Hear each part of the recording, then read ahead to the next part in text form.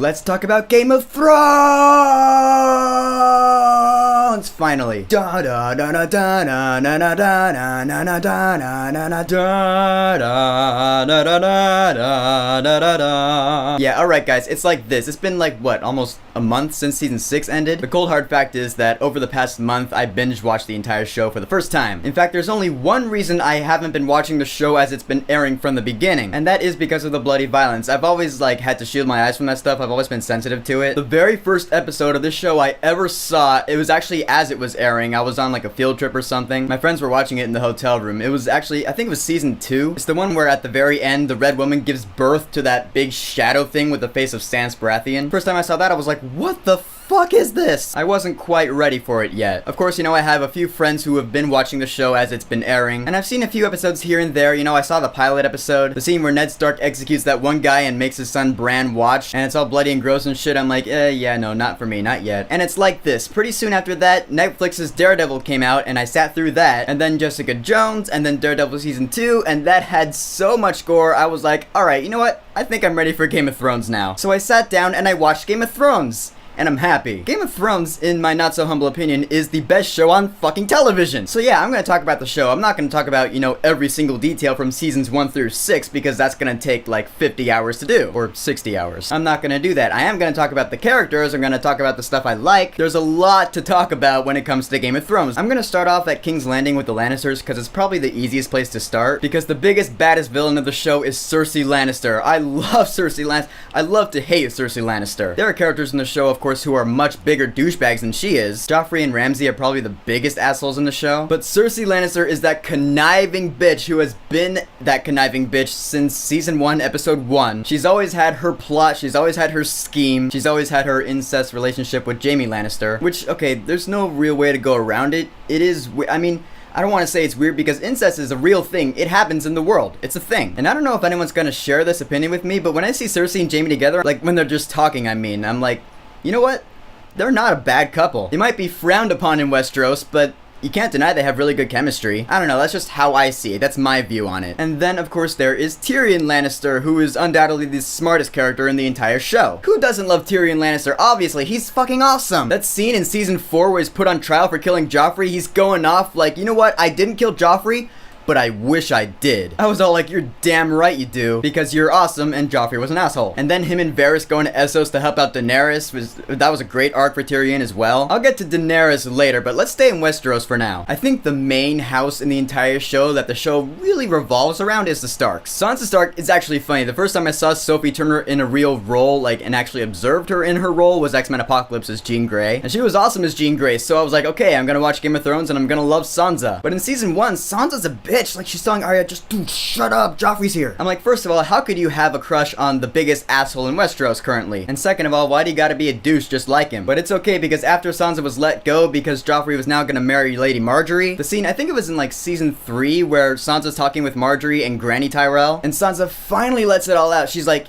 he's a monster. I was literally applauding. I'm like, yes, Sansa, finally. All right, I love you now. And from then on, she was a likable character. Jon Snow up in the north is always cool. You know, he was a member of the Night's Watch at the Wall. He's protecting the realm of Westeros against the wildlings and the White Walkers. It's always cool to watch, but it's never my favorite aspect of the show. Don't get me wrong, Jon Snow is an awesome character. I love the guy. He's so damn likable. He's like the Captain America of Westeros. He's just that good guy who wants to do what's good no matter the cost, including falling in love with a wildling and essentially betraying the Night's Watch. But you know he had good intentions. He wanted to bring the wildlings and the Night's Watch together because really bad shit is coming, otherwise known as Winter and the White Walkers, and yeah. The dude's a badass, and now, spoiler alert, we know he has Targaryen blood in him, so I think he's gonna be King of the North for a while. Although, I'll admit, my favorite character in the entire show of Game of Thrones is Arya Stark. Guys, it's like this. I hate this phrase. I hate to say it, but she's my boo. She's my girl. She's a young badass who has a list of names of people who betrayed or murdered her family. Yeah, huh?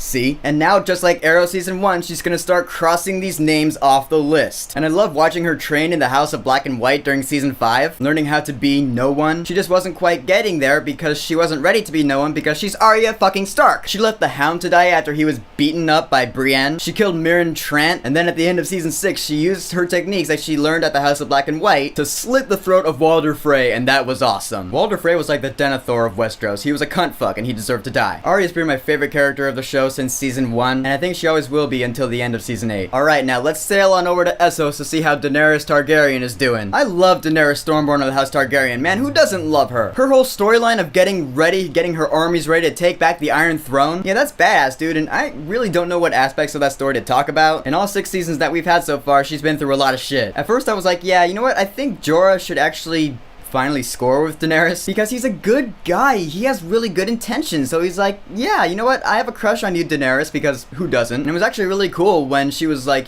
yeah, oh my god, wait, you have grayscale? What the fuck? That skin disease that comes over people and turns them into stone men zombies? She's like, you know what? I order you to find a cure for it. I get the feeling that if he actually does find a cure for it and comes back, I think he and Daenerys might finally actually hook up. If that happens in the next 2 seasons, that'll be an awesome scene. But in the meantime, she's been hanging out with Tyrion and Grey Worm and that translator chick. She's got her unsullied army. She's got her second son. She's got her Sons of the Harpy, I think. Are they there? I actually don't remember. Were the Sons of the Harpy all killed, or are they part of the army that's going to Westeros with her? In any case, she has her armies. She has her 3 awesome dragons. Holy fuck. Okay, you know me. I love a good dragon. As far as movies go, Smaug the dragon is the best dragon I've ever seen. Then I watched Game of Thrones, and Daenerys, the mother of dragons, has 3 dragons. And if you watch the first like 10 episodes of the second to last episode of season 6, yeah, she has her like 3 dragons, and they just wreck shop. She flies above those ships, and she's all like, Dracarys, motherfuckers! And the dragons are all like, Gah! And you just see these ships just erupt in flame. I'm like, holy shit, that is so awesome. I just love those dragons so much. In fact, I love them so much that I have 3 Dratinis in Pokemon Go. I named them after the 3 dragons, and once they are big enough, I will take back the Iron Throne. That's real. That's the truth. Are there any storylines I'm forgetting? Well, if there are, I guess they're not relevant enough for me to remember to talk about. Robin Aaron's gonna die.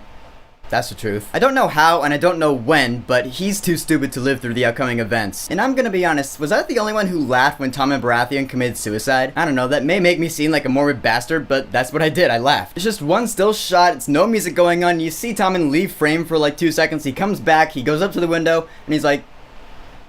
I don't know, it's something about it's funny.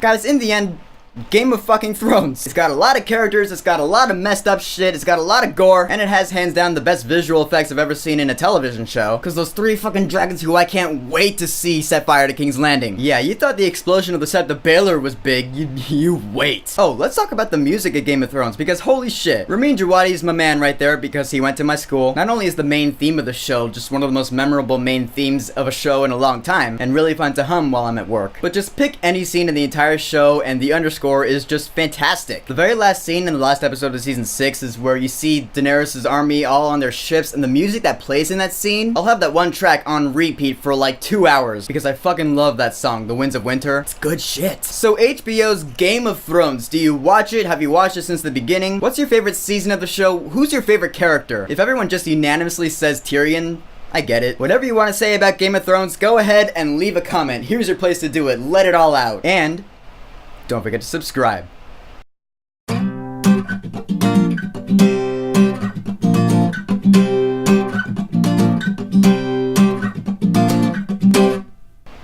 Valamagulis.